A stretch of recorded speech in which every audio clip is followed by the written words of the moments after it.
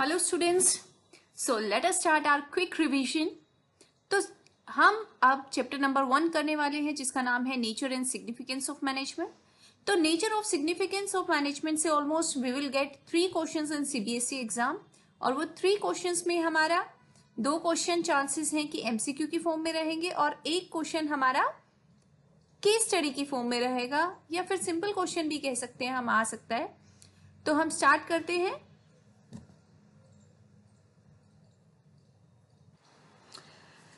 सबसे पहले हम पढ़ने जा रहे हैं मीनिंग ऑफ मैनेजमेंट, जिसका बेसिकली कभी नहीं पूछा जाता कि व्हाट इज मैनेजमेंट, पर फिर भी आपको पता होना चाहिए that management is the art of knowing what you want to do and then seeing that they do it in best and cheapest way. Management एक आर्ट है जिसमें हमें देखना है कि हम क्या करना चाहते हैं और उसके बाद देखते हैं कि जो हम करना चाहते हैं उसे हम बेस्ट और चीपेस्ट वे से करें। तो ये डेफिनेशन हमारी दी थी एफडब्ल्यू टेलर ने। उसके बाद जो इंपॉर्टेंट चीज है that is differentiate between effectiveness और एफिशिएंसी। हमारे 2 टर्म्स हैं, कई बार केस स्टडी में पूछ लिया जाता है या फिर एमसीक्यू में भी दे दिया जाता है इफेक्टिवनेस या एफिशिएंसी का मतलब क्या होगा। तो इफेक्टिवनेस का मतलब होता है to completing the job on time, समय पे अपने काम को पूरा करना, whatever will be the cost, no matter whatever will be the cost, खर्चा हमारा चाहे कुछ भी हो जाए बट हमें अपने काम को टाइम पे कंप्लीट करना है। And the next term is efficiency. Efficiency का मतलब है कि हमें काम को तो करना है पर कोस्ट इफेक्टिव मैनर से करना है ताकि अपने रिसोर्सेज का हम ऑप्टिमम यूटिलाइज कर सके। तो इफेक्टिव आ गया, मतलब इसको हम टाइम से रिलेट करते हैं कि काम को हमें करना है टाइम पे कंप्लीट। और एफिशिएंसी की अगर हम बात करते हैं तो उसमें हमें कोस्ट को ध्यान में रखना है।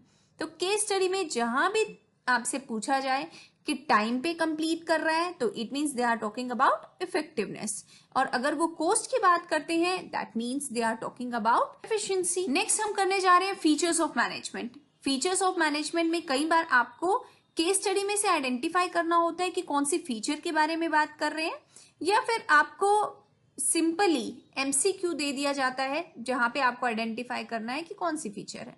तो सबसे पहले फीचर है हमारी management is a goal oriented process. It means management में हम जो भी काम करते हैं वो गोल को अचीव करने के लिए करते हैं। Next is management is all pervasive. All pervasive मतलब हर जगह लागू होता है। मैनेजमेंट हर एक लेवल पर, हर एक स्टेज पे लागू होता है। Next is management is multi dimensional. Multi means many, तो बहुत सारे डायमेंशंस को इंक्लूड करता है। लाइक मैनेजमेंट ऑफ पीपल, लोगों को मैनेज करता है। मैनेजमेंट ऑफ वर्क, पूरे काम को मैनेज करता है। और management of operation means raw material से लेके फिनिश गुड्स तक, बनने तक जितने भी प्रोसेस होता है सबको मैनेज करता है। That's why management is a multi dimensional process.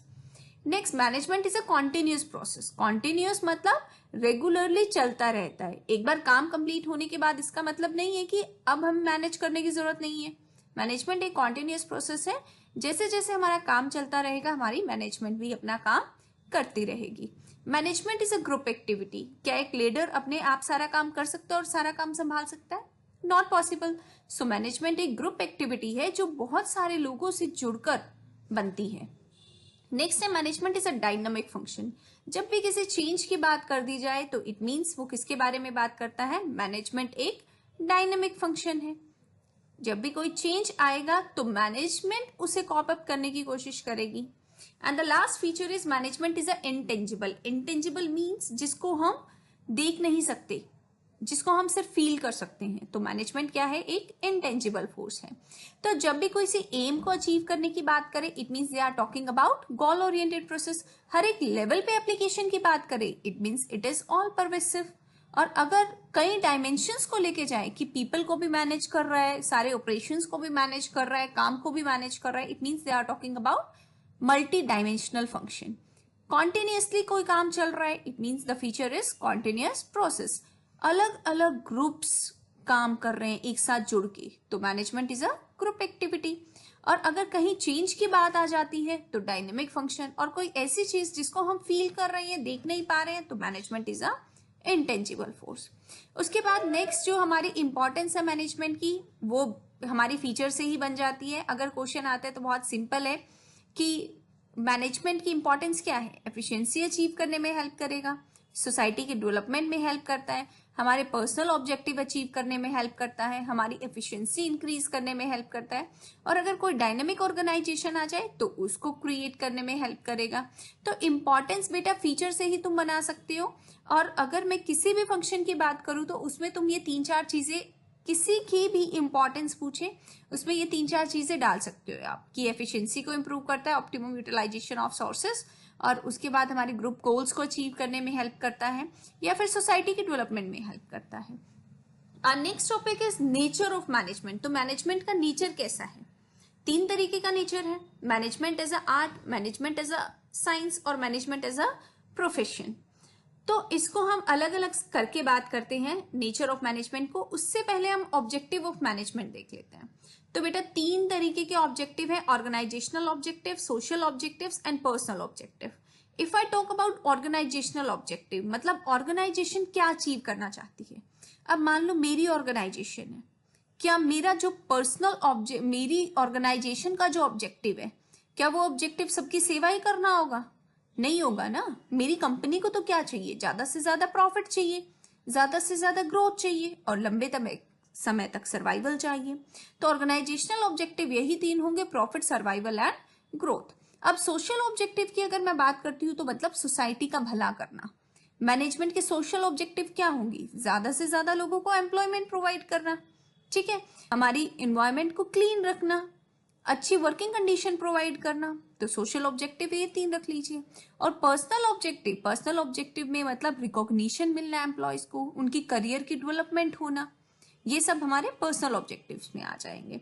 तो ऑब्जेक्टिव जो है मैनेजमेंट के 3 है, ऑर्गेनाइजेशनल, सोशल एंड पर्सनल। अब हम करते हैं नेचर ऑफ मैनेजमेंट के बारे में बात। तो management as a science, management as a art and management as a profession. तो अब देखिए मैनेजमेंट एज अ साइंस की बात करें तो साइंस एक सिस्टमैटिक बॉडी ऑफ नॉलेज है, ठीक है, जिसको हम एक्वायर करते हैं अपनी ऑब्जर्वेशंस और एक्सपेरिमेंट्स के बेस पे। ठीक है, हमें पता है कि साइंस के जो हमारे रूल्स होते हैं वो हमारे एक्सपेरिमेंट्स के ऊपर बेस्ड होते हैं। तो क्या हम मैनेजमेंट में भी हमारे एक्सपेरिमेंट्स के ऊपर बेस्ड होते हैं? तो देख लेते हैं। फीचर जो है साइंस के 3 है, systematic body of knowledge, management में भी सिस्टमैटिक बॉडी ऑफ नॉलेज होते हैं, दिस इज एब्सोल्युटली राइट। अगर सेकंड की बात करूं, principle based on experiments, management में एक्सपेरिमेंट्स थोड़े बहुत होते हैं, बट बेसिकली अगर हम बात करें तो मैनेजमेंट ऑब्जर्वेशन पे ज्यादा बेस्ड है, ना कि एक्सपेरिमेंट्स पे। तो ये जो हमारी फीचर है सेकंड, ये पार्शियली एप्लीकेबल है। थर्ड अगर बात करें दैट इज यूनिवर्सल वैलिडिटी। भाई साइंस का रूल तो सेम यहाँ पे है, सेम कनाडा में है, सेम यूएसए में है, बट यहाँ पे तो ऐसा नहीं है ना। यहाँ पे मैनेजमेंट की हम अलग से एप्लीकेशन करते, दूसरी कंट्री में अलग होंगी। तो इसीलिए management is not a complete science. आप बोलोगे अगर पूछा जाए whether management is a science और not, so we can say that it is an inexact science, क्योंकि इसके फर्स्ट फीचर को वो कंप्लीटली फॉलो करता है और सेकेंड फीचर को पार्शियली फॉलो करता है। अब हम आगे चलते, management is a art. Management art है, देख लेते हैं आर्ट होता क्या है। मीन्स प्रैक्टिकल एप्लीकेशन, जो हमने सीखा है उसकी प्रैक्टिकल एप्लीकेशन कर देना, that is known as management as a art. अब फीचर देखते हैं। सबसे पहला एग्जिस्टेंस ऑफ थ्योरेटिकल नॉलेज, हाँ बिल्कुल मैनेजमेंट में भी थ्योरेटिकल नॉलेज होती है। पर्सनलाइज्ड एप्लीकेशन, हाँ जो हम सीखते हैं उनकी एप्लीकेशन करते हैं। और थर्ड है based on practice and creativity, ये भी हम मैनेजमेंट में करते हैं, जो चीज सीखा उसको हमने क्या किया, अप्लाई किया, प्रैक्टिस और क्रिएटिविटी पे बेस्ड होगा। अब नेक्स्ट हम देखते हैं मैनेजमेंट इज अ प्रोफेशन। तो प्रोफेशन की बात करें तो प्रोफेशन होता क्या है, ये इकोनॉमिक एक्टिविटी है जिसको कोई पर्सन करता है एक स्पेशल नॉलेज या स्किल एक्वायर करने के बाद, ताकि वो सोसाइटी को सर्व कर सके। अब प्रोफेशन क्या है, well defined body of knowledge है। हाँ हमारी मैनेजमेंट भी well defined body of knowledge है। प्रोफेशन में रिस्ट्रिक्टेड एंट्री है, अगर किसी को डॉक्टर बनना है तो ऐसे कोई भी नहीं बन सकता, बट अगर मुझे मैनेजर बनना है, मेरे पास कोई क्वालिफिकेशन भी नहीं है, मेरी खुद की कंपनी है मेरे फादर की, आराम से मैं मैनेजर बन जाऊंगी। कोई प्रोफेशनल एसोसिएशन नहीं होती मैनेजमेंट में, ठीक है। नेक्स्ट है एथिकल कोड ऑफ कंडक्ट, कोई prescribe rules of regulations profession में होते हैं बट मैनेजमेंट में नहीं होते। प्रोफेशन का मेन मोटिव सर्विस करना है, बट हमारे मैनेजमेंट का तो प्रॉफिट कमाना होता है। तो अगर हम प्रोफेशन का देखें तो प्रोफेशन की भी हमारे जो फीचर्स हैं वो मैनेजमेंट के सिमिलर नहीं है, बट इन फ्यूचर ये सिमिलर हो सकते हैं। तो right now management is not a profession. अब हम देखते हैं हमारे लेवल्स ऑफ मैनेजमेंट। हमारे 3 लेवल मैनेजमेंट के हैं, top level, middle level and lower level, और लास्ट में हमारा होता है प्लेटफॉर्म एरिया जिसमें हमारे वर्कर्स आते हैं। तो टॉप लेवल बेटा सोचो कि जो सबसे ऊपर होगा वो क्या करेगा, वो काम तो नहीं करेगा ना नीचे आके, वो तो ऑब्जेक्टिव बनाएगा, पॉलिसी बनाएगा, एक्टिविटी बनाएगा, क्या क्या करना है, जो फंड चाहिए, बजट चाहिए वो असेंबल करेगा, वर्क परफॉर्मेंस को कंट्रोल करने की कोशिश करेगा और बजट इंप्रूव करेगा। तो बेसिकली टॉप लेवल मैनेजमेंट में हमारे CEO, chairman, board of director, managing director, general managers, ये सब आते हैं।